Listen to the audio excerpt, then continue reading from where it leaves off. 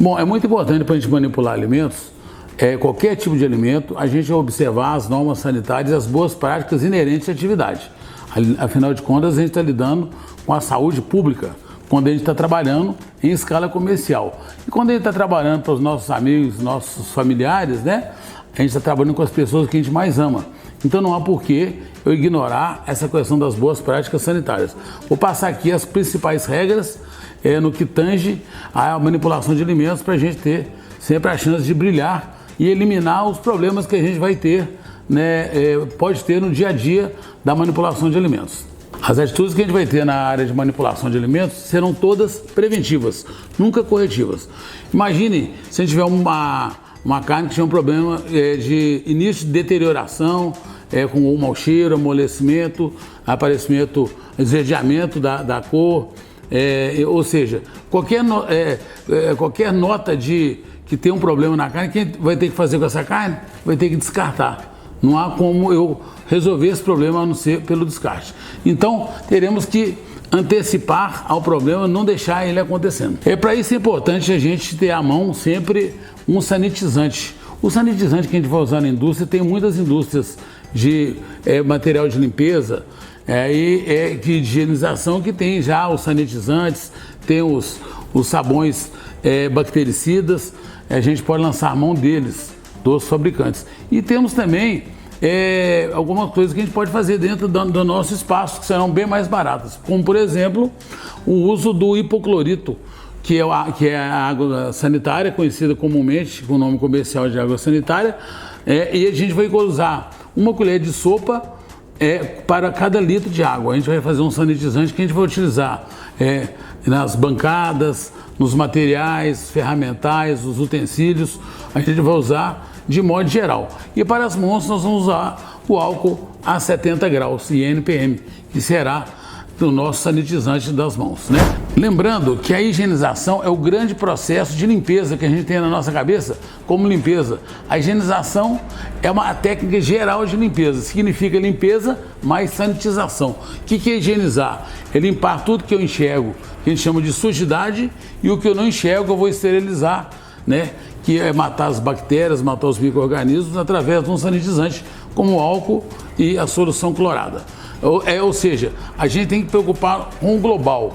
Isso vale para tudo, vale para o nosso ambiente, para o nosso material ferramental, para nós mesmos, para a salsinha, cebolinha, para o pimentão, para tudo que a gente for utilizar, a gente tem que sempre preocupar em lavar e sanitizar, para a gente ter garantia de que o problema está eliminado. Mesmo assim, nós temos algumas possibilidades de contaminação no ambiente, né? Que pode vir através de uma chaira mal higienizada, de uma bancada mal higienizada, das mãos de uma pedra de amolar, ou seja, a gente tem várias possibilidades de contaminação. Portanto, a gente tem que cercar o máximo de fatores de problema que a gente possa identificar. A gente pode, através de uma matéria específica, que chama análise de perigo e pontos críticos de controle.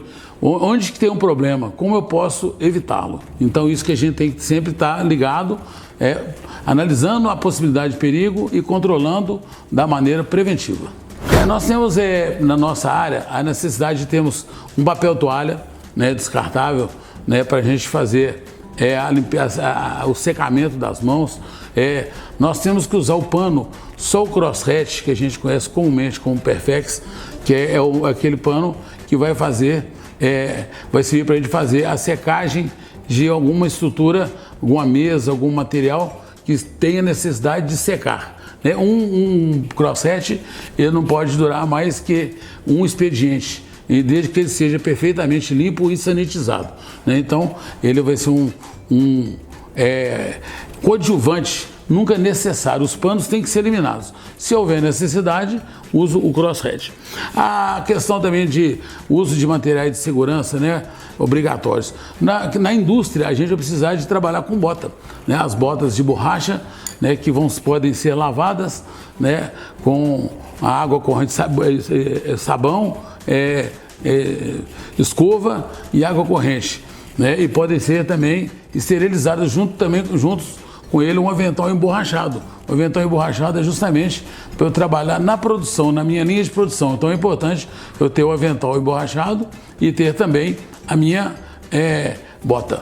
Uma outra coisa importante que eu devo utilizar é a touca de proteção para os cabelos, né? Não, deixando os cabelos todos contidos no processo de fabricação. Retirar todos os pendulicários, como aliança, brincos, né? E demais pulseiras, relógios, demais acessórios durante a manipulação de alimentos.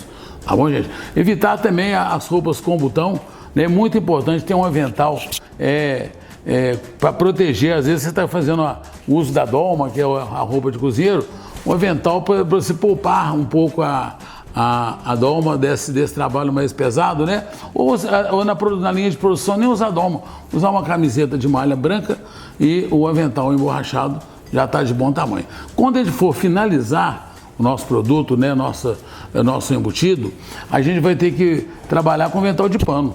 Já na produção a gente pode trabalhar com de pano, mas emborrachado é mais adequado. Sobre a questão da água, a água, se a gente for trabalhar em local que tenha cisterna, uma mina, é importante que ela passe por um tratamento para eu poder utilizá-la, né? Nas grandes cidades, nos grandes centros, já tem água que é fornecida para os consumidores, já tratada, já clorada, já fluoretada. Não havia necessidade nenhuma de fazer um outro tratamento desta água. A água boa para limpar é aquela que pode ser consumida, sempre lembro disso. Bom, vamos falar agora de uma coisa muito importante, que é o comportamento das bactérias versus as temperaturas onde a gente pode encontrá-la. Onde a gente vai ter tranquilidade, vai ter uma tranquilidade relativa, onde a gente vai ter muito perigo. Isso que a gente vai ter que ter em mente na hora de manipular nosso alimento. Então vocês vão ver aí uma tabela. Essa tabelinha aí, gente, ela mostra de um lado o comportamento das bactérias e do outro lado as temperaturas e onde elas se encontram nesse momento, tá bom? Então, vamos pensar. Esse é um termômetrozinho ao centro, tem de 0 a menos 17,7, arredondando para 18 negativos. A gente pode ver que as bactérias, elas não morrem, elas sobrevivem sem multiplicação. A gente considera o freezer, onde a gente encontra elas nessa temperatura, uma zona de conforto. Então o freezer é uma zona de conforto, né? A bactéria não vai morrer, mas também não vai proliferar. Temos também de 0 a 7,2 graus, arredondando 0 a 7, a temperatura da geladeira. Na geladeira, o que acontece? As bactérias, elas se multiplicam lentamente. O recado que fica é: tudo que vai para a geladeira, uma hora perde. Tudo tem prazo de validade, inclusive a água. Então, a geladeira é um estágio intermediário de armazenamento. São armazenamentos a curto prazo. Então, geladeira, lembrando, é uma zona de temperaturas que vão nos dar garantia por um pequeno espaço de tempo. Vai depender do qual alimento, se é um molho, se é um leite, se é uma carne, se a carne é de boi, se é de peixe, se é de frango. Então vai ser uma temperatura, uma zona de temperatura onde a gente vai ter uma tranquilidade relativa. Então, o sinal de trânsito para isso aí seria o sinal de trânsito amarelo. Atenção, muito cuidado. Uma zona intermediária. Agora, aí vem um problema. De 7 a 63,4 graus, a gente tem uma temperatura, uma zona de temperaturas onde a gente vai ter os problemas que vão acontecer no dia a dia, que é a zona de perigo. Sinal de trânsito vermelhinho para elas, né? Onde as bactérias vão multiplicar muito rapidamente. Ou seja, o recado é: você só pode pegar no seu freezer, na sua geladeira, o que você vai conseguir manipular nos seus próximos 15 minutos. E isso, gente, é muito importante quando a gente falar de produtos embutidos, de charcutaria. Que a gente vai estar sempre trabalhando com carnes moídas, né? Carnes processadas, onde a gente tem uma chance, uma superfície de contato muito grande, uma chance de contaminação altíssima. Então, quanto mais granulada, com mais pedaços tiver a carne, mais problemas ela vai poder dar, em função dessa superfície de contato estar muito ampliada. Então, a regra é: só pegue na geladeira o que você vai poder trabalhar nos seus próximos 15 minutos. Então, vamos aqui só dar um exemplo. Eu estou fazendo linguiça, ou estou fazendo hambúrguer. Então, moí a carne, depois que eu moí a carne, fiz a toalete da carne, moí. A carne moí o tocinho e entra com ele para o freezer, porque nossas mãos estão com temperatura alta, mais de quase 40 graus, 30 e tantos graus. A temperatura onde você está mexendo também deve estar alta, mesmo sendo um local frio, está bem acima de 7 graus, seria o aconselhável. Então, corre com ela para o freezer e pega mais uma quantidade necessária para você trabalhar a cada 15 minutos. Tempera, volta para o freezer, né? Porque o freezer vai fazer com que a temperatura que você aumentou pelo ambiente, pelas suas mãos, ou pelo próprio processamento da carne na máquina, né? Que pode ser na hora de moer e na hora de embutir, né? E vai pegando as coisas, os produtos prontos, as coisas que você fizer, encaminhar elas prontas para o freezer, né? Porque aí elas vão abaixar a temperatura novamente. Então, essa regra vale para tudo. Esse ciclo tem que ser curto. A cada 15 minutos você pega, produz e entrega. Se der para fazer medir em menos que 15 minutos, melhor. Sempre para o seu produto final. Porque o que acontece? A bactéria, ela come a carne que é a proteína. E ela faz, a excreção dela é uma substância ácida, né? Que é tóxica, chama toxina.